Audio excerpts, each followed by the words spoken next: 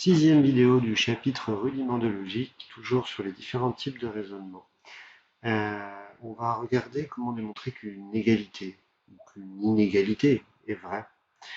Dans la mesure du possible, on peut essayer de démontrer directement l'égalité ou l'inégalité, mais parfois, quand on a des valeurs absolues ou différents cas possibles, on peut raisonner par disjonction des cas en étudiant les différentes situations suivant les valeurs de x. Par exemple, si x et y sont deux réels, on pourra démontrer plus tard que la valeur absolue de x plus y est toujours plus petite que la valeur absolue de x plus la valeur absolue de y, qui s'appelle l'inégalité triangulaire. Dans ce cas-là, il faudra sûrement distinguer à 4 cas suivant le signe de x et de y, peut-être plus, peut-être moins. Et en fait, on verra qu'on peut aussi faire la démonstration autrement.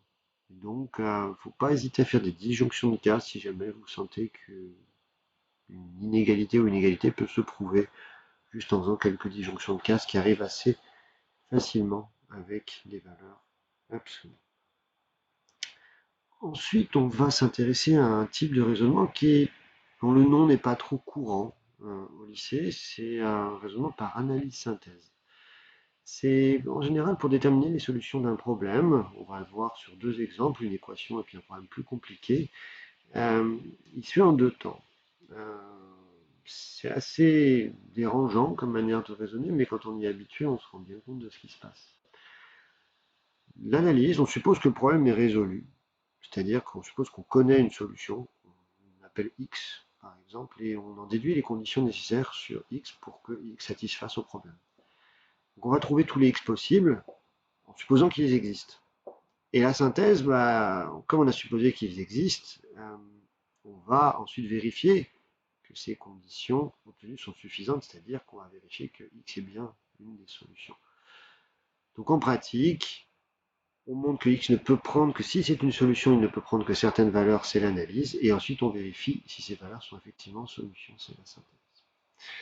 Voici par exemple une équation à résoudre. Vous allez avoir donc l'équation racine de x plus 6 est égal à x. Bon, déjà soit x une solution de cette équation. Dans l'analyse, on suppose que x est une solution de cette équation. Bien entendu, on pourrait remarquer déjà que x doit être supérieur à moins 6, sinon forcément racine de x plus 6 n'existe pas. Supérieur ou égal. Mais on va essayer de résoudre. La racine carrée nous gêne, donc clairement on fait une élévation au carré. Néanmoins, l'élévation au carré casse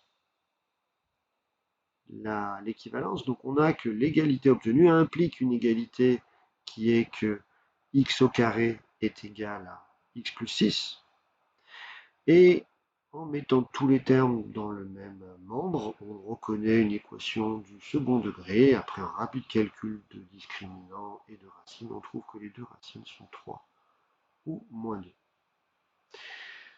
Donc, on pourrait se dire, tiens, on a résolu l'équation, voilà, x égale 3 ou x égale à moins 2. Attention, on a résolu l'équation du second degré, qui n'est pas équivalente à l'équation initiale.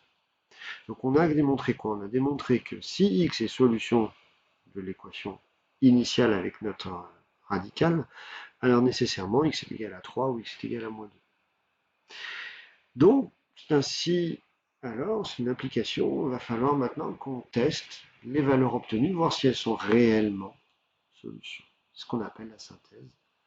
Et là, on s'aperçoit que rien qu'en prenant moins 2, moins 2 plus 6 sous la racine, ça va faire du 4, racine de 4, 2, 2 c'est pas moins 2. Eh oui, donc, moins 2 ne convient pas. On peut remarquer que le nombre de gauche est bien entendu égal au nombre de droite en valeur absolue. Ce qui est logique quand on a élevé au carré, on a rajouté des solutions, mais pas n'importe lesquelles.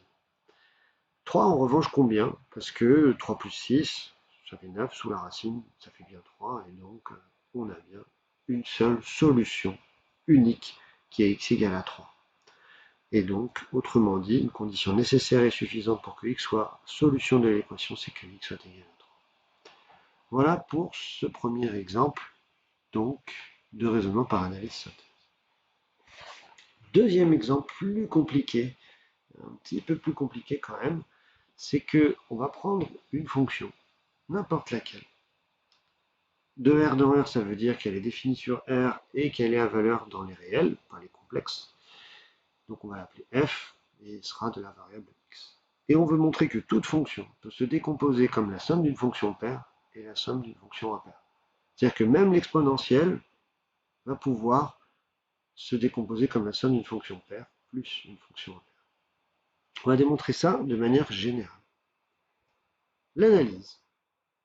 Si jamais je prends une telle fonction de R dans R, on va supposer qu'une telle décomposition existe. C'est-à-dire qu'il va exister une fonction G paire, une fonction H impaire, telle que f s'écrive comme ma fonction paire plus ma fonction impaire.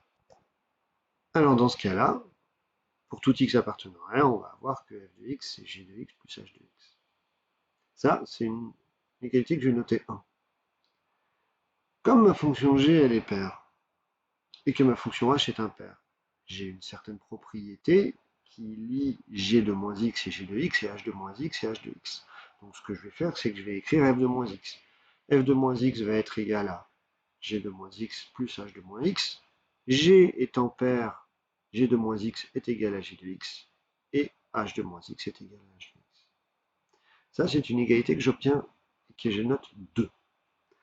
Vous remarquez que si je fais 1 plus 2, les h de x vont se simplifier, on va obtenir 2g de x. Donc si je fais 1 plus 2, le tout divisé par 2, j'obtiens exactement ce que vaut g de x.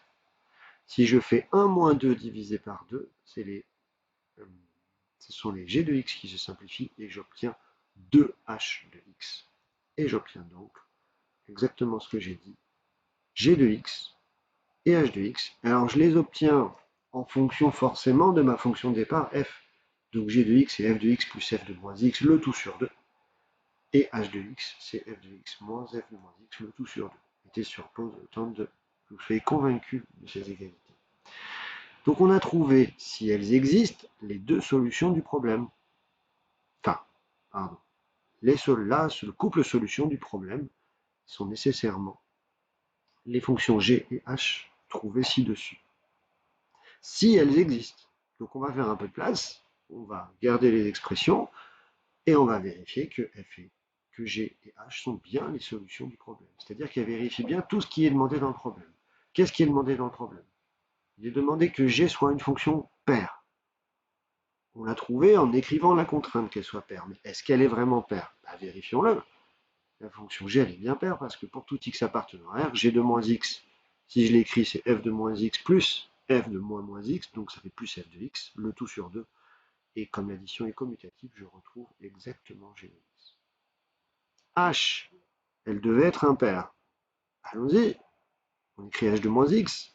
On voit qu'on obtient quasiment la même chose avec un signe moins au milieu. Donc au final, si je cherche à remettre f de x en première position dans la fraction, je vais devoir mettre un signe moins devant toute ma fraction et je vais obtenir moins h de x. Il y a une dernière chose qui est à vérifier, il ne faut quand même pas l'oublier, c'est qu'il faut vérifier que quand j'additionne g de x et h de x, je retombe bien sur f de x. Là, vérifions-le. On fait la somme des deux fractions. Le dénominateur est le même. Les f de moins x se simplifient. Il reste 2f de x sur 2, donc f de x.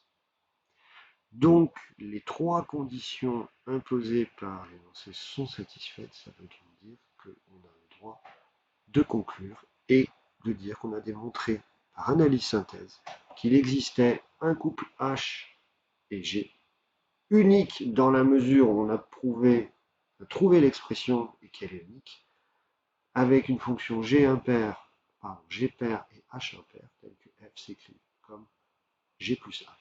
Donc on a démontré que toute fonction f s'écrivait comme une somme d'une fonction impaire et d'une fonction paire. C'est un raisonnement qui nous servira bien plus tard quand on verra les espaces vectoriels normés. Voilà qui conclut cette vidéo.